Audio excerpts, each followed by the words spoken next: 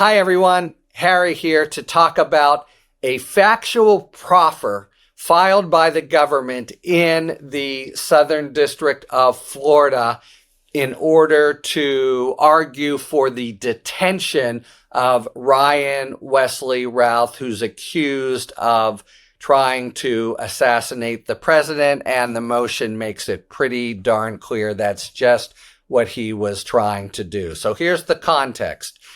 He's been arrested. He was arrested right away and taken to jail. So he's already incarcerated. And now there is, in the federal system and state systems too, a separate determination. May he be kept in jail until he's tried?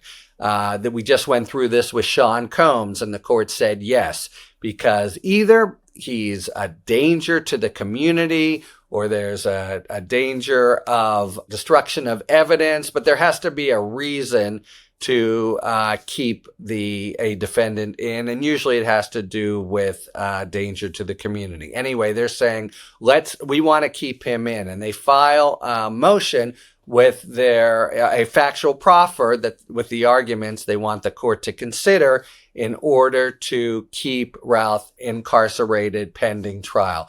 There's a lot in here, actually, and it's pretty interesting. It lays out, in so many cases, you just don't know what the case looks like until the government files. Here we haven't had an indictment yet. They've just arrested him, filed a criminal complaint, which you can file just on without a grand jury, based on gun crimes, and they will, which they had a pretty good proof of because he's got a record. And based on that, that's how they're keeping him, but they're going to charge him with attempted assassination and do it through a grand jury. So they give a lot of reasons why he should be detained. And they go through really in detail the crime itself. He's spotted at one point. At a later point, they shoot at him when he's on the fifth hole and Trump is on the sixth hole, and Trump is, scurried away. And we go through the whole, with pictures, the whole narrative, including the gun and the serial number that he tried to obliterate on the gun. And, little by little eye contact with the Secret Service and him and the like. Okay. And then they get some more information. As this is happening, you do it in real time, a number of cell phones, a number of gloves, a driver's license, a passport, and then some documents that are pretty incriminating, and we'll see a trial. First, there's a handwritten list of dates where Trump had appeared or was expected to, and a whole notebook with names and phone numbers and the like. They also have some of his travel records from his phone, the actual rifle that they got a print on, which he had dropped, and then this very, very interesting note that reads, "Dear world," it begins, "this was an assassination attempt on Donald Trump, but I am so sorry I failed you. I failed you, world. I tried my best and gave it all the gumption I could muster.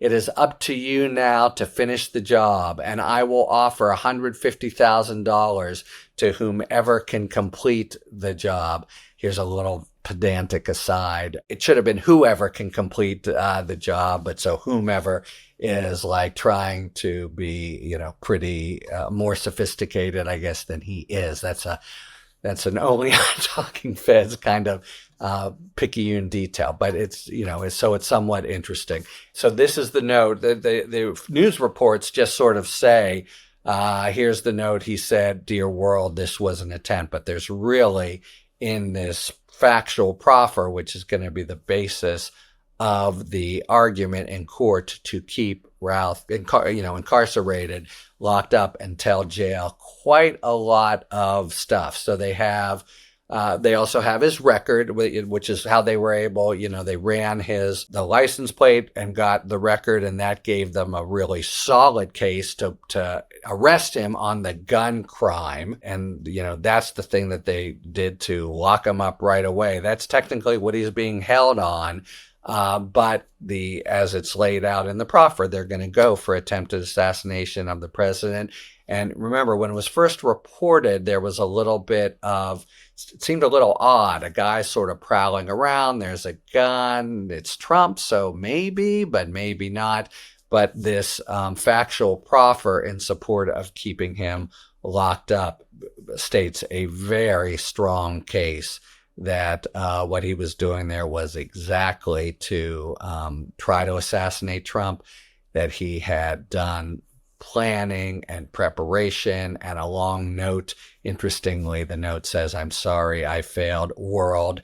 And then this really kind of bizarre detail about, here's a $150,000 bounty for anybody who finishes the job. Where that comes from or what that's about is pretty odd.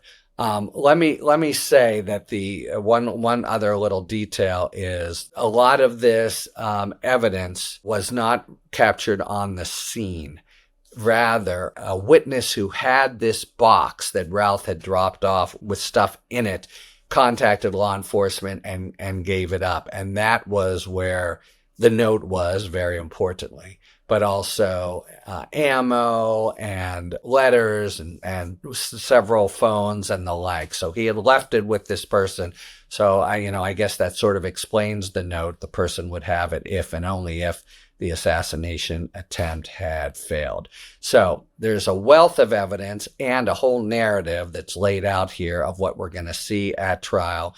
A strong case of attempted assassination that'll really be in the body of an indictment that will be returned by a grand jury. And then, in addition, evidence to support the government's certain motion later today, I believe, Monday, saying you got to hold him, you can't let him out pending trial.